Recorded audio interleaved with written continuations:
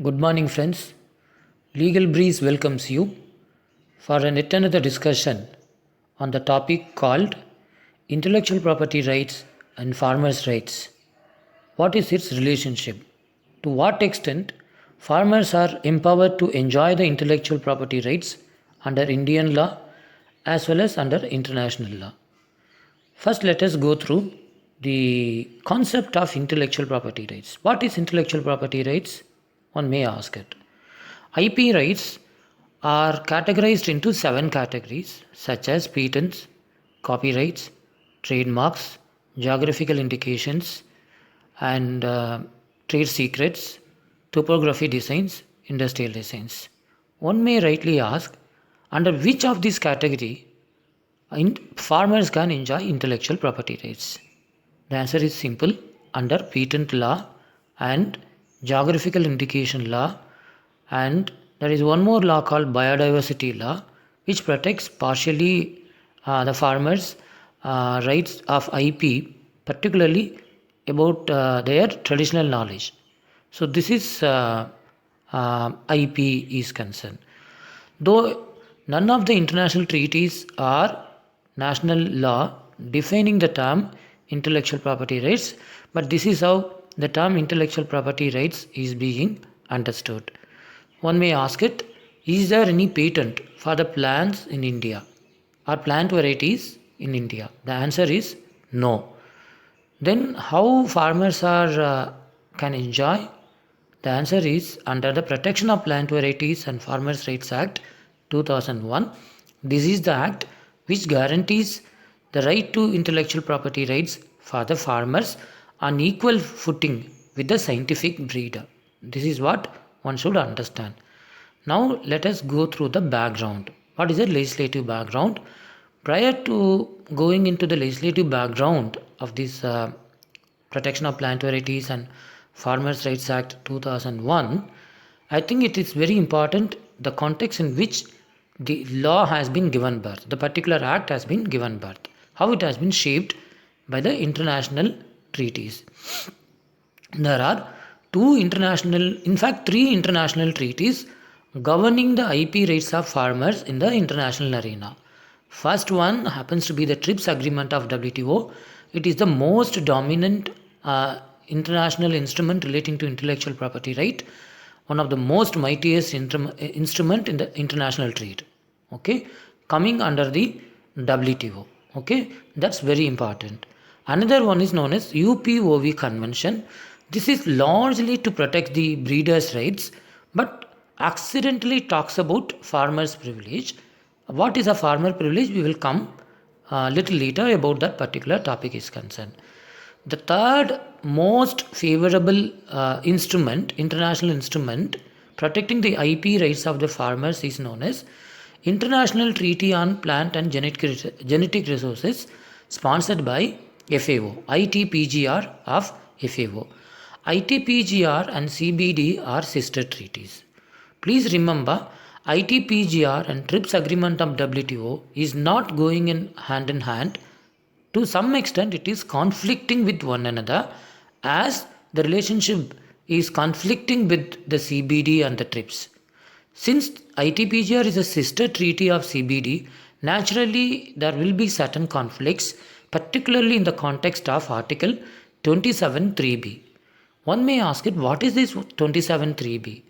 Article 27 of TRIPS agreement talks about the patentable subject matter. Okay, there are many things which talks about patentable. There are certain things which is shall, but there are certain things which is may. That means option. Providing patent protection, granting patent protection to the plant varieties is an optional one. Okay, it's not mandatory one. However, if the member countries are not granting patent protection to the plant varieties, they have to give some other IP protection to the plant varieties. This is known as sui generis protection to the plant varieties. Now, what is this sui generis protection? It has not been defined in the TRIPS, but TRIPS mandates either you should provide patent protection or sui generis protection or combination of both to the plant varieties. This is the mandate of the TRIPS, and if you violate, you will be actionable, and the WTO can enforce sanctions against you because it has a very robust dispute settlement mechanism comparing with the ITPGR. Now, ITPGR has one more provision called Article 12, Class 3, Subclass D, which mandates all the member countries that whatever they receive from ITPGR, that part of genes or genetic matter shall not be subjected to any intellectual property rights. So there is a conflict. However, the TRIPS agreement fortunately is very silent about farmers' rights. It doesn't speak anything positively or negatively. But there is another treaty called UPOV, which is in the lines of TRIPS agreement of WTO, sponsored by the developed countries, which is very much against the farmers' rights. It has given very narrower construction to the farmers' privilege. Now let us understand what is a farmer's privilege. You all know farmers are entitled to use their seeds for sowing, resowing, developing crops, okay, breeding the crops, hybriding the crops. They can use it whatever they wanted to use it, including commercially as well as non-commercially. They can also do research. They can also make innovation to the seeds what they have. But this particular right has been totally curtailed with the help of UPOV, with the help of TRIPS agreement of WTO. This is a very unfortunate scenario because these two instruments are sponsored by the developed countries, particularly the US, okay, European Union and all other member countries. Fortunately, the EU has taken a middle path in all the international negotiations, whether it is in ITPGR or in TRIPS agreement. Now let us come back to our Plant Varieties and Farmers' Rights Act. India, there are three major national acts dealing with the intellectual property rights of the farmers. But only one act explicitly recognizes the farmers' rights, whereas the two more important acts implicitly recognizing the rights of the farmers in relation to the intellectual property rights. What are the three acts, you may ask me, right? Act number 1, Biodiversity Act 2002. Act number 2, Forest Rights Act 2006. Act number 3, the Protection of Plant Varieties Rights, Protection of Plant Varieties and the Farmers' Rights Act 2001. This will be the core subject matter of our discussion today. Please remember there are many important definitions, including what is a new variety, extended variety, farmer's variety, and all these things have been defined under section 2 of the Plant Varieties Act. Okay, then it also defines the term breeder, it also defines the term farmer. The term breeder includes a farmer, but farmer need not to be a breeder. That's very, very important.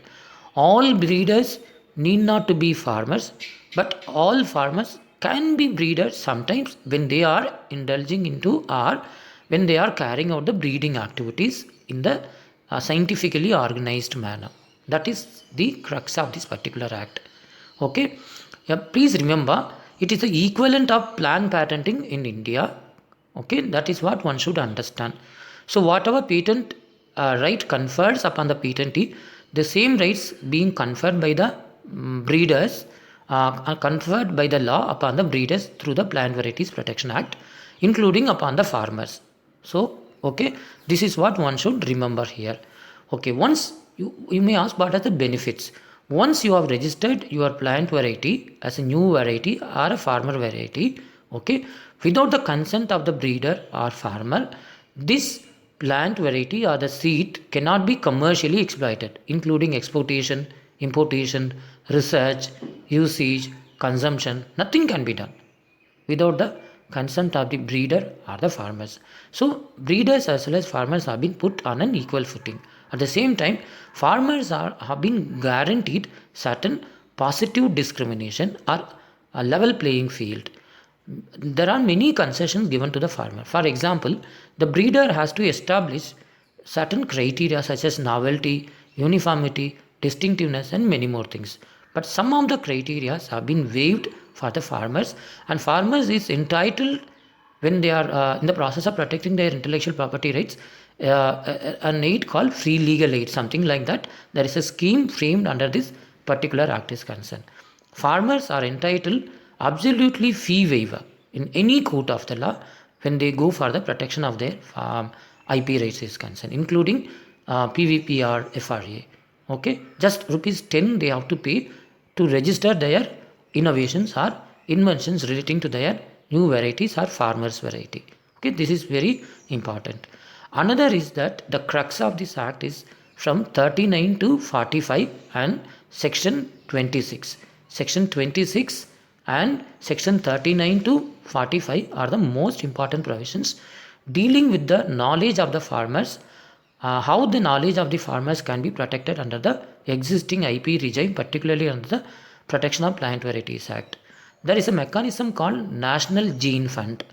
Whenever a scientific breeder, a scientist, uses the knowledge of a farmer in breeding or in inventing his new variety, in that case, he has to contribute a sum known as benefit sharing. That amount has to be deposited in the National Gene Fund that will be ordered by the Plant Varieties Protection Authority. That is very, very important.